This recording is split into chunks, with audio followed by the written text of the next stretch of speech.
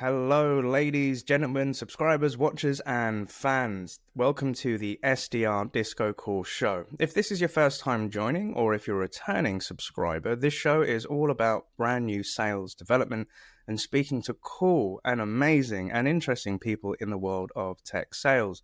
And I'm your host, Neil Buyat.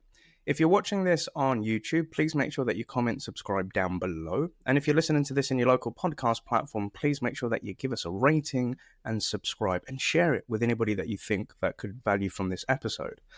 So with today's episode, this is a guest that I've really wanted to get onto the show, no lie. And I've seen this person on LinkedIn for quite a while. And I just sat there wondering, when are we going to get them on the show? So I prospected them. I reached out. I put out an olive branch and said, hey, do you want to get down? Guest, could you please introduce yourself? Who are you? Where are you from? And what do you do? Hi, Neil. Thank you very much for that lovely introduction. My name is Mattia Schaper. I am from Berlin, Germany, lived in London for the last 8 years, and am an entrepreneur, like an SDR turned entrepreneur. I started as an SDR and then went into founding an SDR community as a hobby, which now is a fully fledged business. I love that. Well, Mattia, thank you so much for joining on the show today. And there are so many, I feel this is going to be a really cool discussion. And, you know, as our listeners can probably understand, for somebody that helps the SDR community, this is what we're all about, right? And I was wondering, you know, outside of sales, you do have quite a few passions and hobbies. Could you tell us a little bit more about those, Mattia? Yeah, for sure. I think one of my biggest hobbies and passions is boxing, probably at the moment. Don't know if the camera can see, but like I have a little bit of a blue eye, like a black eye at the moment, because I went to sparring yesterday. I started boxing pretty much at the same time that I started being an SDR. I think like maybe 2 months after starting my first SDR role, just because you know how the SDR role goes. There's a lot of rejection, a lot of like mental health, mindset stuff that we need to do. Hey, we need to have our boxing gloves every day when we go out into this. All the time, exactly. And I started it as a hobby. And it just helped me like get everything out after like a full day of rejections, right? And then with almost everything, I took it a little bit further and am now sort of like an amateur fighter. I have a couple of fights. I just had a fight in London. I'm now licensed for Berlin. And it's really helped me. Like I always say to everyone that I speak to about it, I'm like, guys, if you're in sales, get into martial arts because it is going to change your world. I freaking love that, dude. And I think definitely want to pick this apart because there are some synergies that I can hear in terms of, you know, using fitness and using like you said, martial arts to help with stress. And I think that's a topic definitely we can dive into. And as a gentle reminder for our listeners and watchers, with all of our guests, we'll always be putting their LinkedIn profiles into the show notes so that you can connect with them, pick their brain. And if there's anything from today's show that you'd like to discuss further with them, please reach out to Mattia. And looking at your LinkedIn profile, Mattia, you've got a wealth of experience and you've put out a lot of really cool content that helps out a lot of SDR. So again, listeners and watchers, make sure that you follow Mattia on LinkedIn and everything she's doing with the SDRs of Germany. But in terms of experience, so, you know, looking way back in the day at Verity, where you've been an SDR, you were then a country manager working alongside your uncle. You worked with one of the coolest vendors that I know and a partner of, Sales Loft. Podcast host yourself, advisor and brand ambassador, advisor with Trainio, and obviously being the co-founder of the SDRs of Germany, which is freaking cool. But that's a lot of experience and a lot of miles done. Mattia, in your own words, could you walk us through how did it all begin from you, from being an SDR to where you are today? Please tell us that story. Yeah, of course. I think like almost 99% of the people that I speak to, I never thought I was going to go into sales, right? And none of us is like, I don't know, 5-6-year-old. And we think, oh, sales would be a really cool profession. And especially in Germany, where I grew up, sales is also, it doesn't have the best reputation. The reputation for sales in England is much better than it is in Germany. So I kind of slid into sales when I finished my bachelor. I studied international business with Chinese and wanted to go back to China actually and work there. Oh, wow. But I finished my bachelor 2020 and you know what happened there. That was difficult going back to China and working there. The only right? And the only jobs that were available were like SDR and BDR jobs. So I was like, okay, let me just see how it goes. Can't be so hard to just like talk to a couple of people and book some meetings. And then I started at Verity. I was in London, working for the DACH market. And after a couple of weeks, I realized, listen, it's not that easy. It's not just talking, right? It's like it really requires a lot of skill and like intelligence and stuff like that. And it's not just talking to people. And I had a little bit of a hard time actually in the first couple of months. Like I was super stressed. I had a lot of pressure. I didn't know how to deal with it. Right, like I wasn't being myself. Also as an SDR, so it was a little bit hard. But then I really got to love that role. Like I think not just like in my career, it helped me a lot, but also like in my personal life, right? I don't know if you've read the book To Sell is Human, but I think that's my absolute favorite book because it's so true. To sell is human. So if any one of you guys that's listening hasn't read that book yet, read it. Like that really sparked my passion afterwards.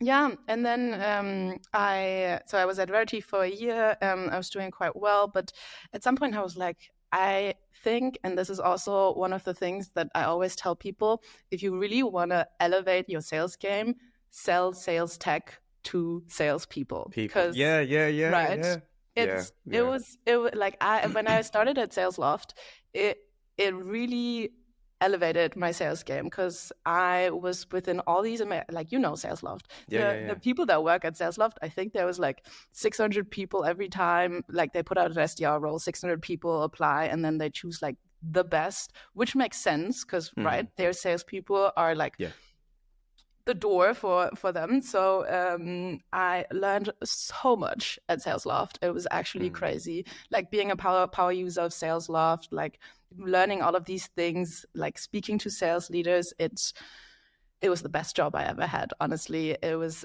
amazing. So if you are really passionate about sales, I always say just sell to salespeople and work for a sales tech company. I love that, and you're so right because we've had a guest on recently, like Mark Akers from My Sales Coach, and he was also saying before he went from going at a Lego to coming to My Sales Coach, he said to Kevin Beals, I need to be selling to salespeople because they are my people. That is the world that I love being in. And, I found that myself of when I left my first startup and went to go work for a company called Schaper, they were selling to salespeople because it was a sales enablement tool, right?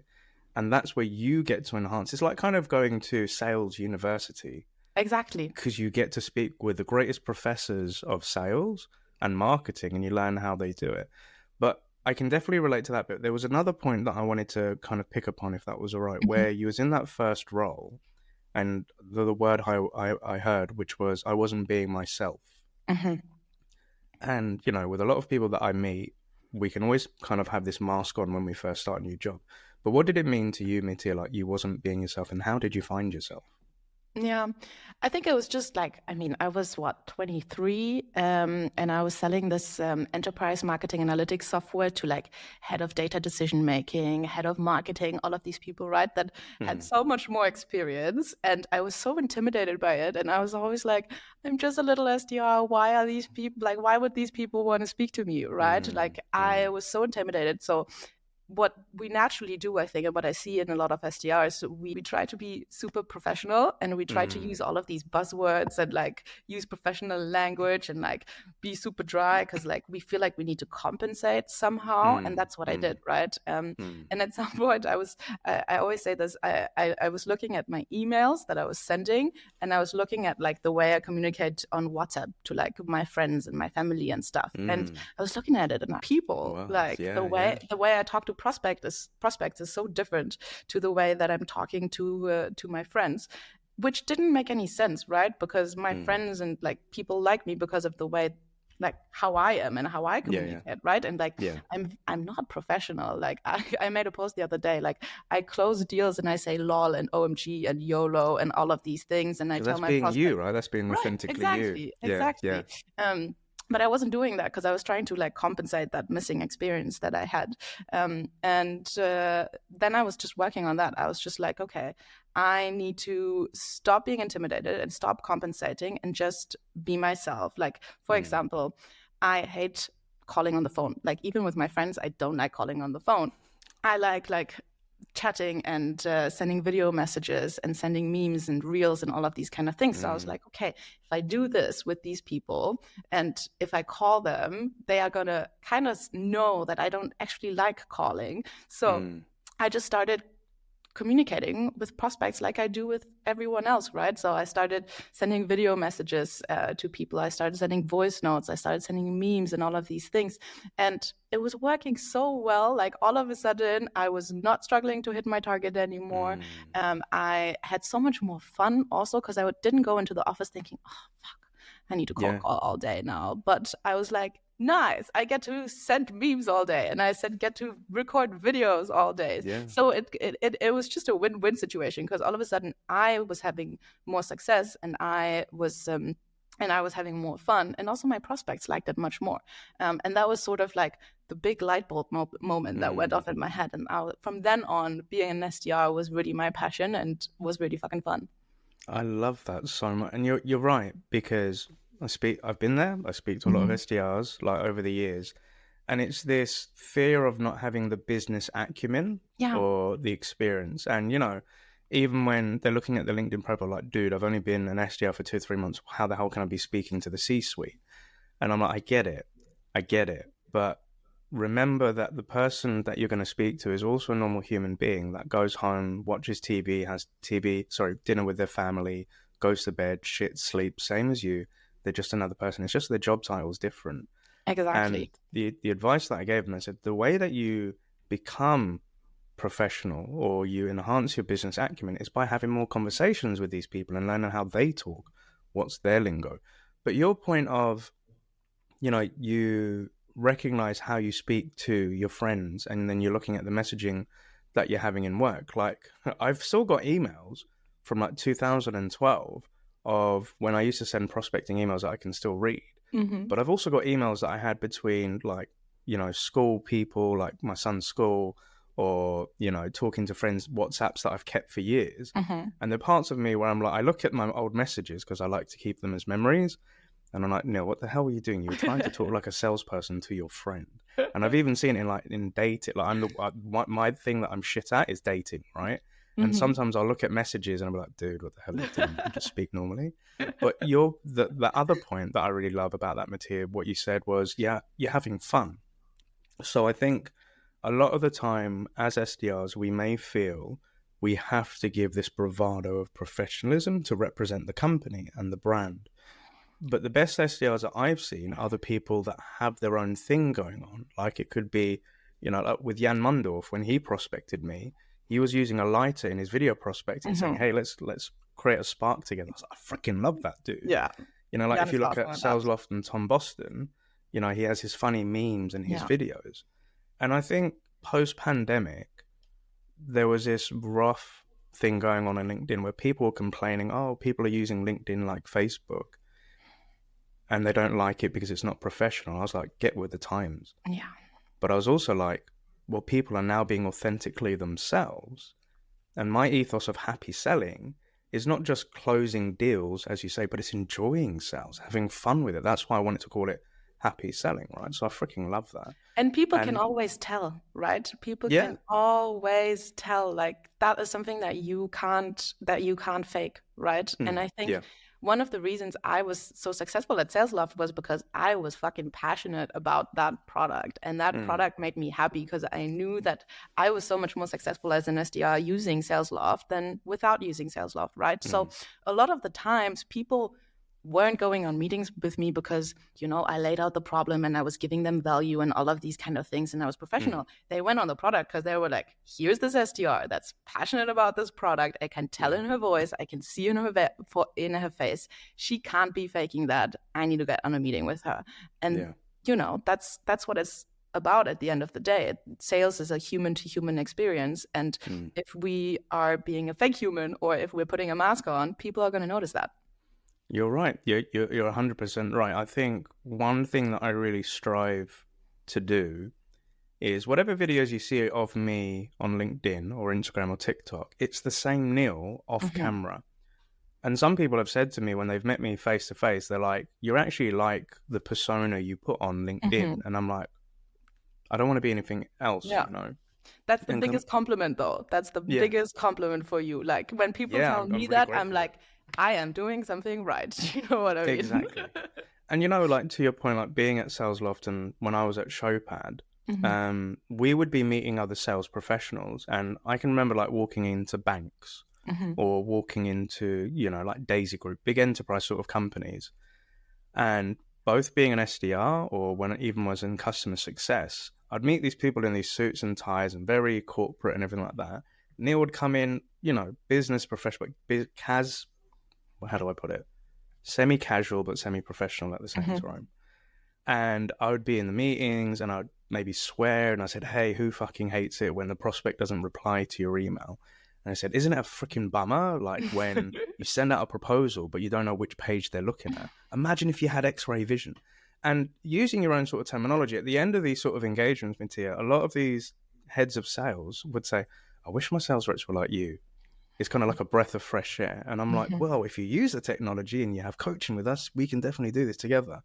Um, but I'd like to know, like, as you were doing Sales Loft and working for DACH, as you mentioned, sales in Germany was a completely different sort of concept as to the way that you saw it across like London and UK. What was it like selling Sales Loft to the DACH market? It was difficult. Tell us especially more. especially because I was the only German speaking salesperson at SalesLoft, right? So there was Mm, just me as an SDR. I didn't have a German AE, I didn't have German marketing material, nothing, right? Like I was just out there by myself. And that was a little bit difficult because anyone that's ever sold to the German market, it's a very difficult market, right? it is. And that's sort of also I mean, first I started posting on LinkedIn then because my colleagues in my team were like Charlotte Johnson and Tom Boston and all of these amazing people, and they Mm, were all doing really well on LinkedIn. So I also like with starting in SalesLoft, I started posting on LinkedIn, and here again kind of coming back to the point of being yourself, this was like what 2.5 3 years ago almost, where LinkedIn was still a little bit of a different place. And every time mm, I would log into LinkedIn as a new SDR, I would just see all of these posts like, oh my God, just closed a $6 million deal. And everything was super professional and only hype, right? It was always mm, about good things. Um, and I remember being a new SDR that I was super intimidated by that also because I wasn't closing 6 million deals all the time and I didn't mm, have a reply rate of like 56%.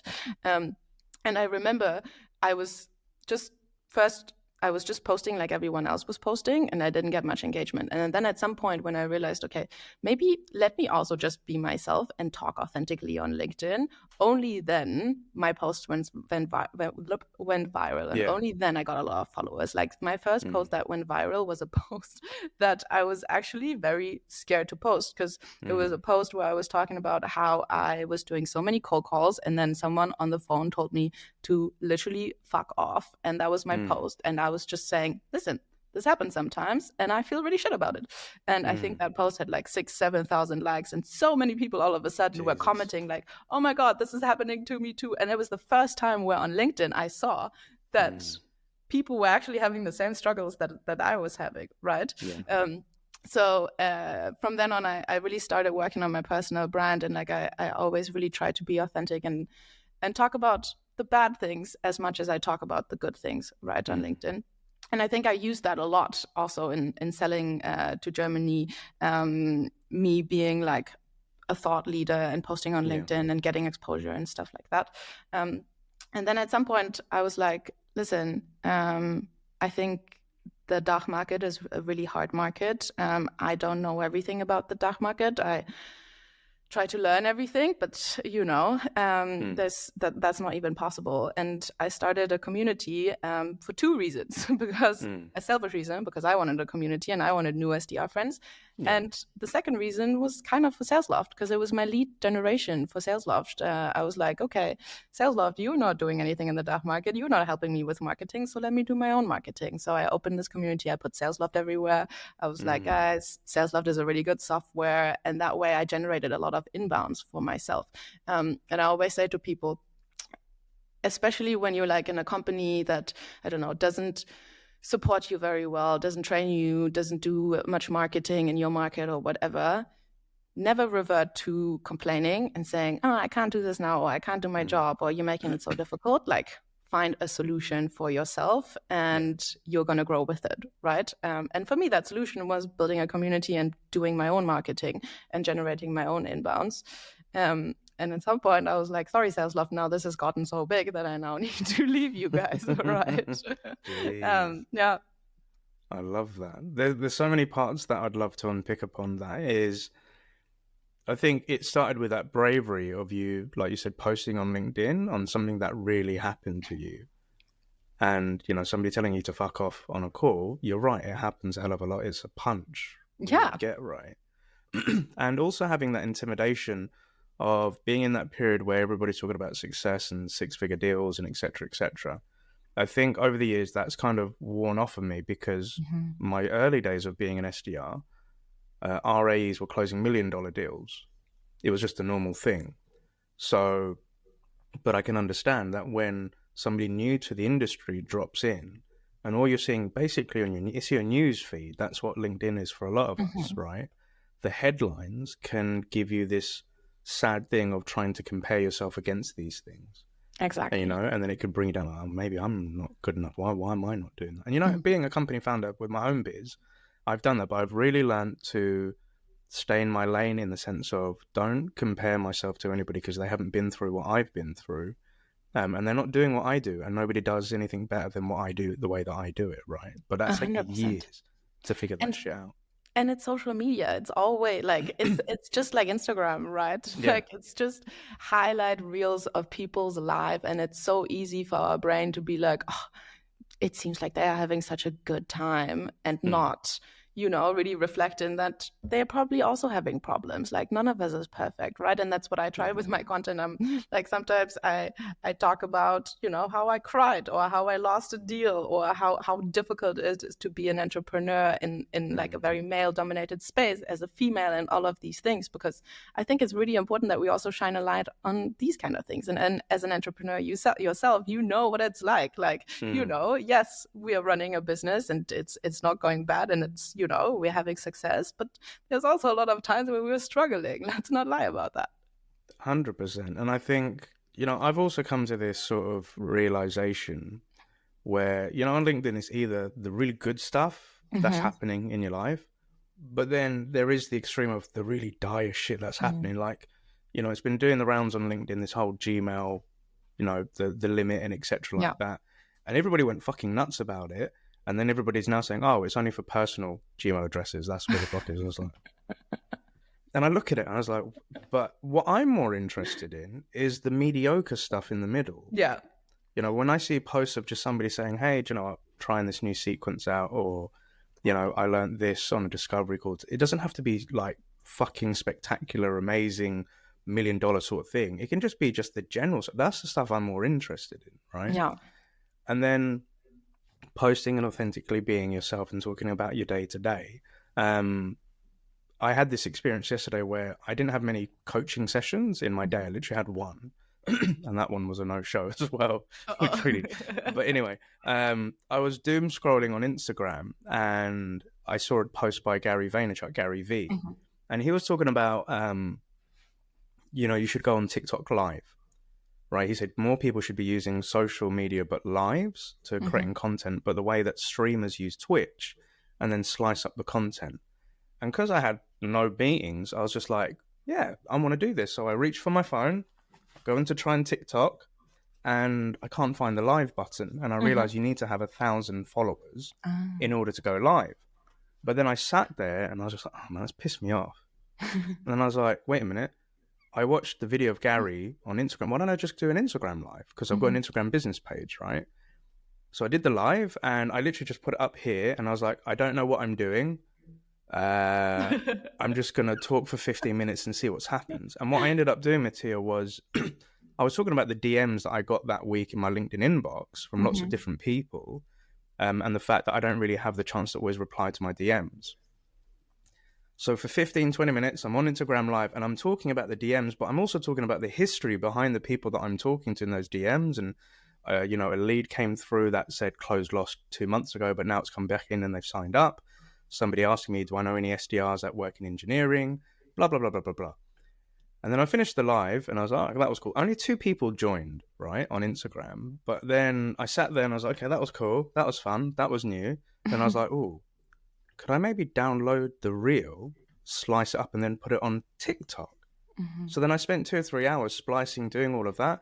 And then I created a how-to video of how I did all of those things. And then I posted it last night. And I sat there and I was like, that was fun.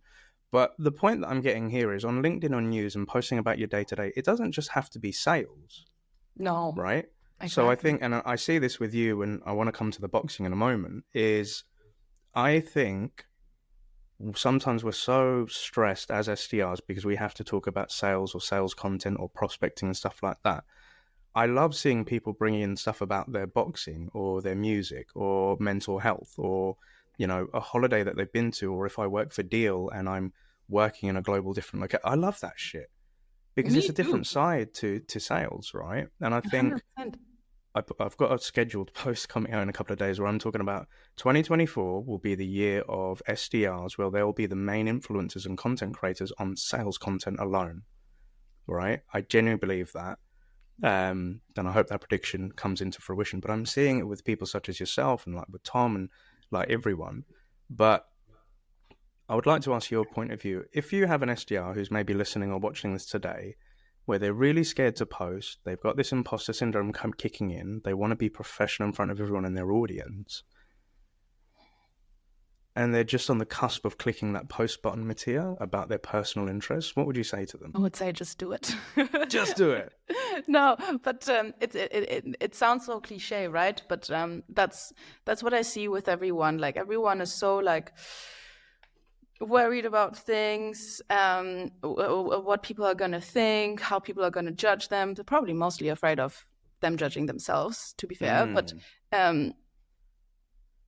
I think it's always about just doing things. It's not about how well you do them. Most of the things that I've done in my career are not like perfect. Like everything I do with SDRs of Germany isn't perfect. Everything, I do in my prospecting isn't perfect, but I just do it. And I trained my brain into this mindset shift of rather thinking about, is this good enough? Is this perfect? Is, all of these questions. I don't ask myself them anymore. I just do it. And that's really, really, really, really helped me. And I think with regards on posting on LinkedIn, it's intimidating. It's going out of your comfort zone 100%.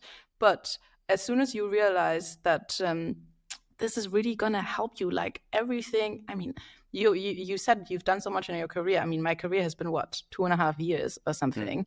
And everything that I've achieved has just been because one day I was like, fuck it, let me post on LinkedIn, right? Let me just do this. Like every investment, every advisor role, me founding my own company, becoming an entrepreneur, all of this has just been because one day I was like, fuck it, let me post on LinkedIn. And because now I have this really big network of people helping me and people following me and people, like it's a really big thing. And if you're struggling with posting and if you can't get yourself through to do it, just think about all of these people that have built their careers on this. Like there's so much potential. And if you don't use that potential, you're going to regret it at some point. Like, and I think I've always been super relaxed with my content on LinkedIn. Like I don't post much. I post 2 posts a week. Like I don't post every week.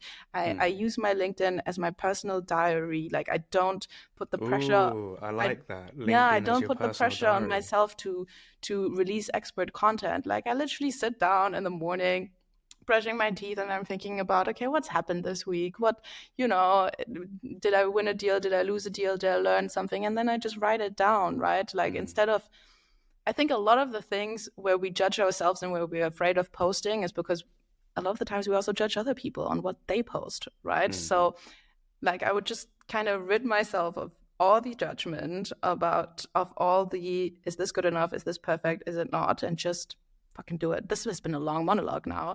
And No, keep the going, only dude. I message at love the it. I end love is it. just do it. Like you're gonna regret it if you don't. Right? 100%. I think I've always been in that mindset of I would hate to be 10 years from now and think, what if I did that thing that I was too scared to do? I can't live on regrets, right? Exactly. And there's a saying that, you know, influential or, you know, famous people, they don't know when they're making history because to them it's just another day. Yeah. So, exactly. like an analogy I heard the other day, like I said, when Martin Luther King was doing I Have a Dream, he just thought that was just a normal speech, keynote, doing his thing that day. Obviously, he was doing stuff for civil rights.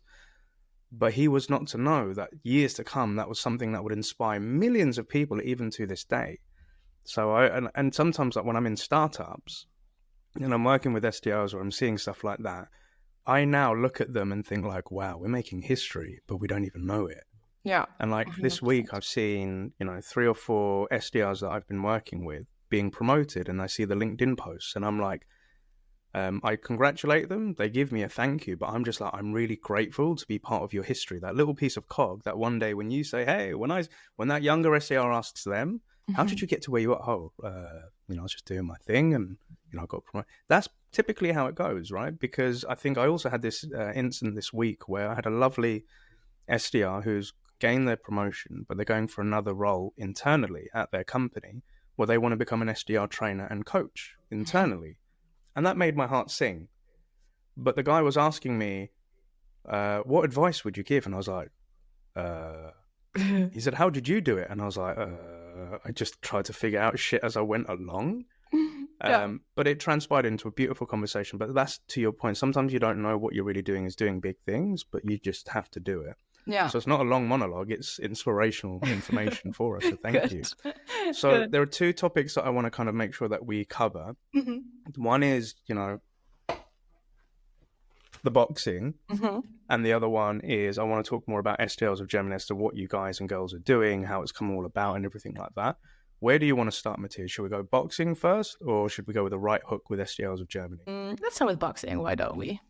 Okay. So for context, ladies and gents, one thing I've noted with Mattia is when I started seeing posts of her in a ring and going for fights, it got me fired up because every now and then I do some boxercise at my gym. That's why I've got the gloves. And I was like, I would not want to get a right hook or a jab from this lady. So tell us, how did you get into the boxing? How does it benefit you, like within your role and what you're doing in life? And are there any learnings that you have where it's helped you to improve in what you're doing today, day-to-day life? Yeah. I mean, to be fair, I got into it because there was a gym 20 seconds, like a boxing gym 20 seconds from my place in East London where I moved to.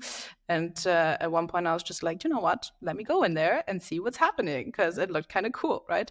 And then after the first session, and I remember actually, this was like, I think my second month or something at my first SDR job, and I had a really bad day, and I was really annoyed at everything.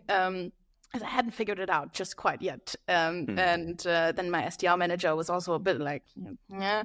And I was really frustrated that day. Yeah. And I went into that gym and we were doing bag work and stuff. And I was just imagining that bag to be so many things, my prospects, my manager, and I just let it all out, right? Yeah. And that was, so I think that's the first part that really helped me in boxing, just like letting stuff out and really ridding yourself of any like negative feelings. And after a session, just being, because boxing is fucking hard. Like it's a fucking hard sport. Holding like I don't think some people I didn't understand. Like when I was sparring, holding your arm up for 2 minutes and jabbing and blocking. 2 minutes, it doesn't sound much, it's not that long, but it feels excruciatingly hard. Yeah. And you have to condition yourself to constantly just keep going back. Yeah, dude. Yeah. So sorry, continue. No, 100%. It is a really hard sport. And then I think the second component that really changed my way also looking at boxing was that just like sales, boxing is a sport where some people are like, oh yeah, you just punch each other in the face. Like in sales, where people are like, yeah, sales is just fucking talking shit at each other. When really, once you get into sales and once you get into boxing, you realize it's not just that. There's a lot of strategy behind that. There's a lot of discipline behind that. There's a lot of mental health stuff behind that and mindset stuff behind that. And that's where I was really like, I really want to get to know the sport more, because it's not just punching. It's so much more than that, right? And as I got into I remember, I think it was like almost a year after I had started boxing, and it was also more of a boxercise thing. My coach was like, I'm going to get you in the ring. And I was like, fuck no, I'm not getting in the ring. Absolutely not, Ryan. And he was like, no, you're going to do it. And I was like, you know what? Yes, I'm going to do it. I feel super uncomfortable. I was so scared. But I knew that I had sort of like 3 months to prepare within fight camp, and that it would take me a lot of discipline. I was training like 20 hours a week and so on. And again, I often do these things, not just in boxing, also like I signed up for a marathon. I like cycled 270 kilometers in a day the other month. I always do these kind of things because it just helps my brain. Like I'm giving my brain evidence that I can achieve whatever I'm putting my mind to. And that's the same thing in sales, right? Like if I want to book 69 meetings in a month, I can do that if I put my mind to it, right? Like I just need to find a good strategy to do it. So I always say to people, like, give yourself some challenges that put yourself out of your comfort zone, that seem far away to get there. But if you do get there then, and if you put the work in, you're giving your brain evidence that you can achieve these things. And the next time you get into a situation like that, your brain is going to be like, wait a minute, we've had this before and we didn't think we were going to get it, but we did. So this is one of the reasons why I'm doing so many things where some people are like, are you crazy, Mattia? Why are you doing this to yourself? And I'm always like, giving my brain evidence that I can do it. I love giving my brain evidence that I can do it. That's like building core memory. I freaking love that. Core memory, exactly. Exactly. Because then, like, in all of these situations, your brain is going to remember that, right? And after the first boxing fight, I mean, listen, Neil, I was shitting my pants walking up to that ring. Yeah. Oh my God, there was 400 people watching me. I had only had a year of boxing experience, and it wasn't the best fight. My form wasn't great, like absolutely not. But I did it, and that's what counts in the end, right? And then after that first fight, I was like, okay, now I am fucking into it. Like, let's get the second fight on, and now I want to do better, right? It's an amazing sport. If you haven't tried it, go try it. I love that. I absolutely love that. And, you know, there's a lot that I can relate to, not just a mindset, but a physical sport, putting yourself out of comfort. And I really love that, giving my brain evidence that I can do that shit. So I'm somebody that goes to the gym each morning, and I also attend like a HIIT class 3 times a week. And a lot of people say to me, like, dude, you're forever like either in the gym or doing this, but then you're doing your own business and then a podcast. How the fuck do you find all this time? I'm like, I don't find the time, I make the time. Yeah. But a lot of people sometimes saying, like, oh, is it because you want to be fit, you want to look good, you want your body, you're looking really great. And I said, that's maybe part of it. Yeah. Like, that's a bonus. Yeah. But the reason that I do it is A, because I enjoy it, B, because I can let out the stress either of the day or get myself hyped up. But it's a mindset thing, because every morning I wake up, Mattia, I have a million thoughts that go through my head. Right, I could do this. Oh, have I done that? No. When I go to that gym, it gives me a moment where I can just plug in my music and I can just focus on the weights or hitting that bag. And it's just focus. And it gives me an element of clarity. But then it produces the endorphins within my brain to make me feel good. And if I feel good in mind, then that will translate into my body, how I hold myself. And then how I hold myself will then relate to how I speak and how I meet people. And equally, when you're going through, like, I don't know, if I'm in the HIIT class and he's really doing like press ups or jump squats or anything like that, I'll think to myself, I fucking hate you, dude. But okay, let's do this. Come on, we can do this. And I'll say, Neil, stop being a dick. Come on, like, just go with it, dude. You can do this. And it's not because I want to look good. It's because I want to feel good. And the evidence of brain of that you can do these things. Again, and discipline, right? You were giving your brain evidence that you were disciplined to do these things. And people ask me the same thing that they ask you, right? Like, how can you do so much sport next to being on LinkedIn and being an entrepreneur? And I'm always like, I can only do all of these things because I'm going to the gym, right? If I don't, I literally go crazy, because then we all work in tech and we just sit in front of our laptops all fucking day. I'm gonna go crazy. Even like, I was sick the other week and I couldn't go to the to training for like 4 days. I was going crazy. I was absolutely going crazy, because all this pressure and all this like sitting in front of the laptop was just building up the entire time, and I was just miserable, right? My co-founder was like, listen, Mattia, you need to go to train because you are unbearable right now. Yeah, you're right. And I think, but, with all of these things, I've also had to learn balance. So this time last year, I injured my lower back, meaning I couldn't do squats or, certain things. And it really pissed me off because I felt like an old man seized up.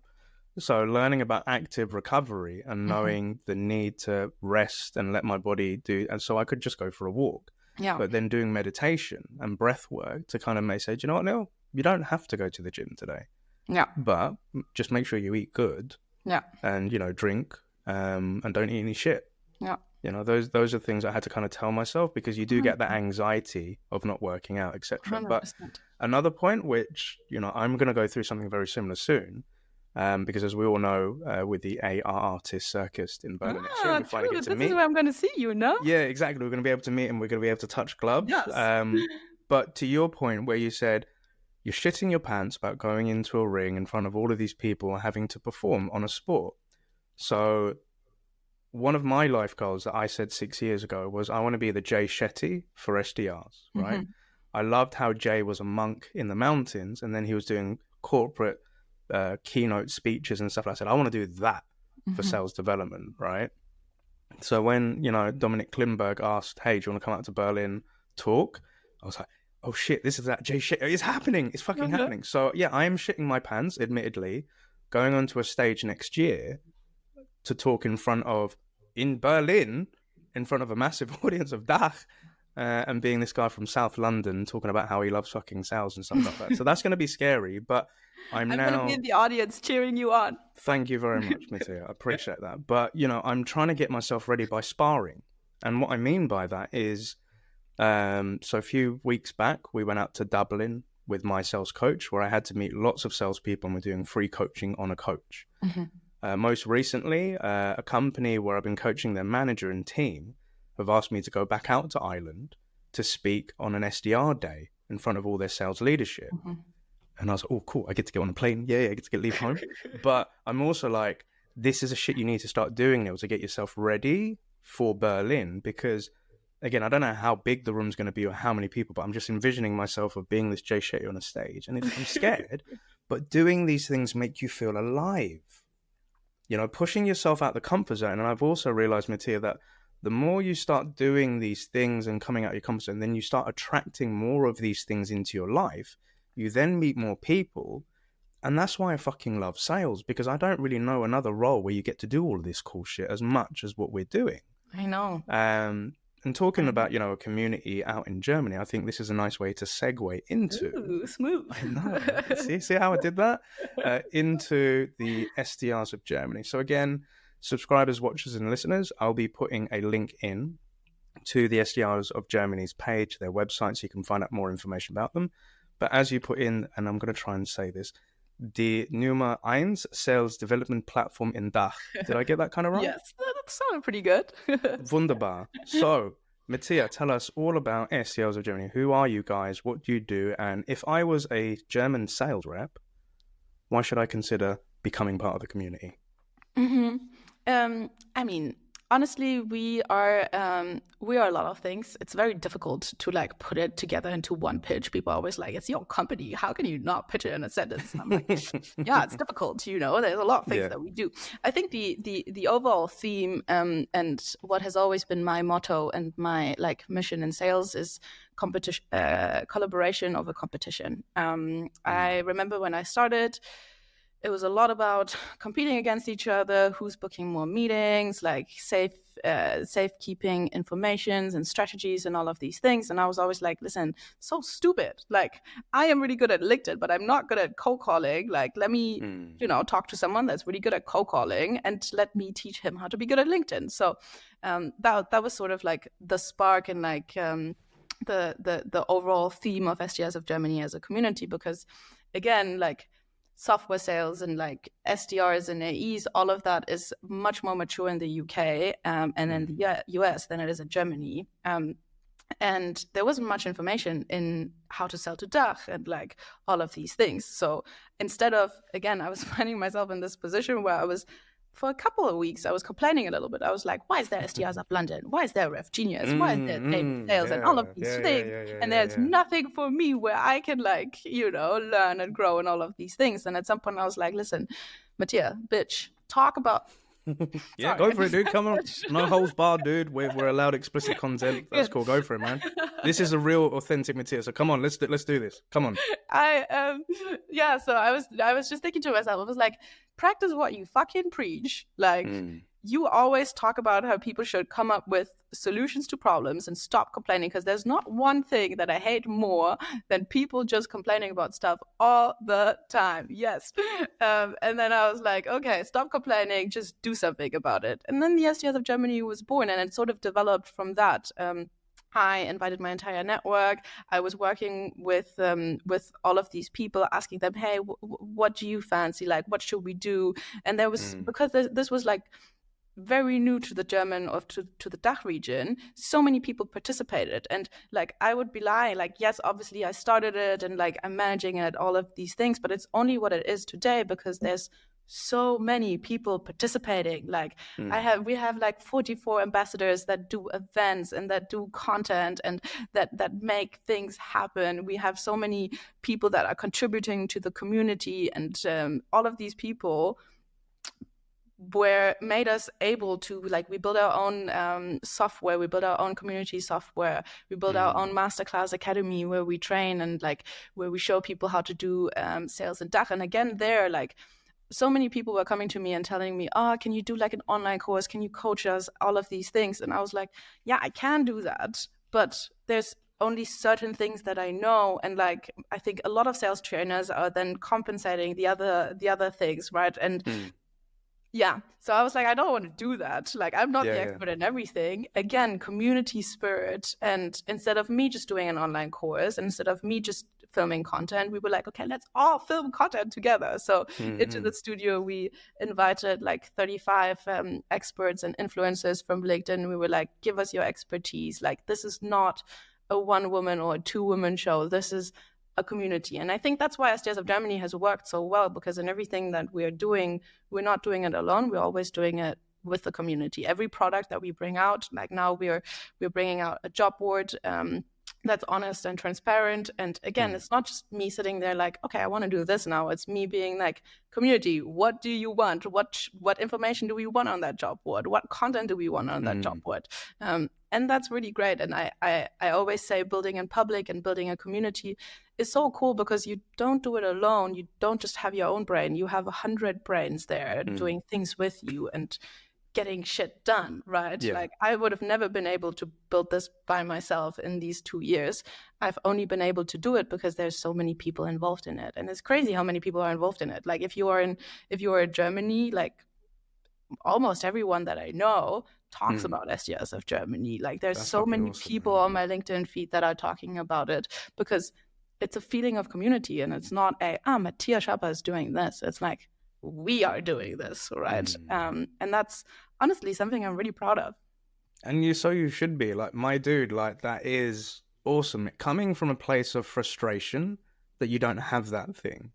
And I really respect people that are able to take an idea out of their brain and bring it into fruition and reality, right? Because similar with this podcast, I was pissed off with a lot of sales podcasts because they're always from, successful, great sales leaders that have done this for 10 years. They're vets in the game. They've achieved. I said, I don't give a shit about that.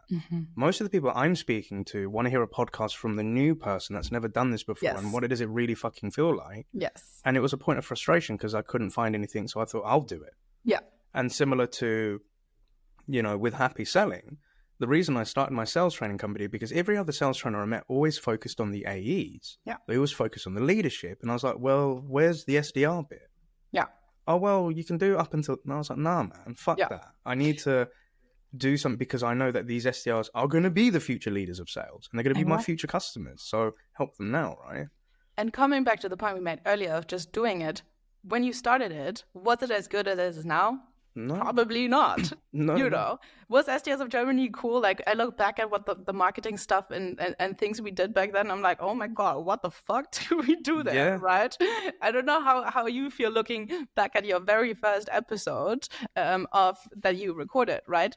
And again, this proves the point. It's not about starting perfect or getting it 100% right in the beginning. It's just about fucking doing it. And then you evolve and then you make it better and better and better and better. But I think this is the mindset shift that needs to happen with SDRs, with entrepreneurs, with all of us probably in life, right? Like, stop thinking about how you can make it so great in the beginning, because that's 100% the reason why most people don't achieve anything, because they don't even start, right? Like, just starting it and just getting things off the ground instead of complaining and postponing and procrastinating because you don't think it's good enough yet. Stop that. Just do it. Exactly. I love that. And you're so right. And it's really funny because I just want to quickly share my screen. I put out a LinkedIn post yesterday. And the main thing was I was on again, when I had a lot of free time yesterday, I was on Facebook. And I came across a post from one of my favorite music producers. So this guy's created like big hits in the UK. And he's talking about when he was 14 or 15, he was at his mum's house and he had an ironing board and that was his setup and how he did it. And it made me smile because I then found on my Instagram, this was the early days of Happy Selling. It was an ironing board, my whiteboard. And I didn't have I couldn't afford the equipment back then. And I was giving SDR classes and obviously being on the camera, the students didn't know what was behind the laptop. They didn't know they didn't know I was using a fucking iron to put it up. But that was like years ago. And now I have like a proper studio and all of that. I'm happy. But, you just have to start. You don't have to be perfect. But if you don't start, then that shit will never happen, right? Exactly. And I love that you show that on LinkedIn, because I think that's what we need more of. Because now, obviously, people follow you and they see, that studio and they're like, oh my God, I need to be like this when I start. Yeah. But you don't, because you didn't start like that. But people forget that, right? That wasn't always the case. Like, SDRs of Germany wasn't always like this. Happy Selling wasn't always like this. We started somewhere else. And I think probably you and me, or like people like us that do something like this, we are probably we need to share more of those beginning experiences. So I'm really glad to see that that you posted that, because that's what we need, so people actually realize that that's where you started. It's not that it's always been like this. 100%. And I think to your point, because there's a lot of SDRs that I do meet that come into my coaching course that, I've seen such and such influencer post this, or here's this new sequence they're talking about, or how did this person achieve that? And I'm like, dude, they just started from something. And that's kind of why it brought me back to that thing of when I spoke to this guy this week who said he wants to be a coach and a trainer, how I couldn't explain it in a concise, solid way. I couldn't say there was this perfect plan. It was just like, bro, it was everywhere. And, but it's over the year, but I kept consistent with it. I kept doing it and I didn't give up on it. And I think that's kind of like part of the process as well, right? So I think definitely we're going to have to bring you back on the show, because there are so many other things that I would love to talk about, but I'd like to tease the audience a little bit here. But as a reminder, Mattia's profile and links to SDRs of Germany, their masterclasses, everything they're doing will be within the show notes. Please make sure you connect and then follow through. But Mattia, it's been absolute great. Awesome to have you on this show, and it's been great sparring with you. But if you were to talk to a young Mattia all those years ago, and she's just about to start on this journey that you've done, what's the 3 bits of advice you'd love to give back to that young Mattia? I would tell myself to not be so hard on myself when it doesn't work out, when, you don't start as an SDR and you hit quota the second day. I was being super hard on myself back then. I would tell myself to just be more patient and be more kind to myself. And I would tell myself to invest into myself, like doing things like posting on LinkedIn, like not just doing things for my company, but also doing things for me. That's helped me greatly. And then just being yourself. And I know that's people always are like, Mattia, but what does this actually mean, being yourself? And I think that's something else for everyone, right? And I can't tell you what that means for you, but I need to tell you that you need to think about that and you need to reflect on that instead of just saying, oh, someone's just saying that. I don't know what that means. So I think be patient. Be kind to yourself, be yourself, and invest into yourself and into your education. Like the reason why, like I also had the confidence to post about sales and stuff like that on LinkedIn was because I invested a lot of my time into myself, listening to every single podcast, like reading all of these books, following every YouTube channel about sales. Like investing into yourself and into your own confidence is always going to pay off. I normally say I love it, but because I've listened to a few podcast episodes, and I'm not going to say that today, but I do. I'm going to say that is absolutely fucking amazing, is what I wanted to say today, Mattia. Thank you so much for sharing that, man. I really like that. And are there any shout outs or kudos that you'd like to give on today's show? I think there's a lot of great people. I think one of the best sales leaders that I've worked for is Ollie Sharp at Sales Loft. He is the man, and I've learned so much from him. And I think I would probably give that shout out to him. And I think he's hiring at Abacom, where he's working at the moment. So I think there's a chance that you could work for him too. And I'm telling you, you will not regret it. So send him a DM, tell him Mattia sent you. Cool. Do you know what? I'm actually going to put Ollie. Do you know, I need to get Ollie on this show. You should. You should. 100%. So I'm going to put Ollie's profile in this, and I'll work on some prospecting and see if I can get the dude on. I've met so many people like Ellie, yourself, that have really spoken highly of Ollie, so I definitely want to get him on board. But a massive thank you to our listeners, watchers, subscribers, and fans of the SDR DiscoCall show for joining on this momentous chapter with Mattia today. Please make sure that if you're watching this on our YouTube channel that you like, comment, and subscribe down below. And if you're listening to this in your local podcast platform, make sure that you give us a rating and subscribe, and also share it with anybody that you feel could benefit from listening to Mattia's story today. And we're definitely going to get her back on in the future. But Mattia, to you and your crew, thank you so much for joining us on the show today. I wish you an awesome weekend. I'll see you in the ring in Berlin next year. And most importantly, happy selling, Mattia. It was a pleasure, Neil. Thank you very much. See you soon. Thank you. Thank you for listening to the SDR DiscoCall podcast today. We would like to get this message out to more and more sales development reps, so please like, comment, and share in your local podcast provider. If you don't want to miss a show, you can always send a blank email to SDR DiscoCall, one word, at bcast, which is bcast.email, and you'll be added to our mailing list. We're also on the lookout for new guests, so if you work in the world of sales development as an SDR, BDR, MDR, or ADR, and feel that you have an important message or story to share, feel free to email us at podcast@happyselling.io, and we'd love to have you on board.